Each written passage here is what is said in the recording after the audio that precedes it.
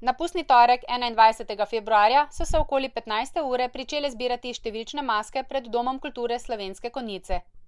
Letos je pustno rajanje potekalo že v dopoldanskih urah, ko so se otroci iz nekaj enot konjiškega vrtca skupaj s svojimi vzgojiteljicami in varuhinjami veselili pred Domom kulture Slovenske Konjice in veselo rajali v našemljani v čebelice, klovne, princeske, ninže, smrkce, žabice, indijance, kavbojce, pikapolonice, medvede in še kakšna zanimiva maska bi se našla. Popoldansko pustovanje je kot vsako leto doslej pod okriljem Društva prijateljev mladine Slovenske Konjice, ki s svojimi pestrimi aktivnostmi ob petkih in v času šolskih počitnic poskrbi za animacijo konjiških osnovnošolcev in prebujanje ustvarjalnih trenutkov v njih. Vsaka maska je na pustovanju pred Domom kulture dobila krof in topel čaj. Seveda so podeljevali tudi nagrade za izvirne ali doma narejene, posamezne, skupinske in družinske maske. Komisija je letos imela še posebej težko nalogo, saj je bilo med številčnimi maskami veliko doma narejenih in izvirnih. Kot vsako leto doslej je tudi letos sodelovala godbana pihala Slovenske Konjice, ki je maske s koračnicami popeljala v povorko in jih prepustila nočavemu rajanju še v pozno popoldne.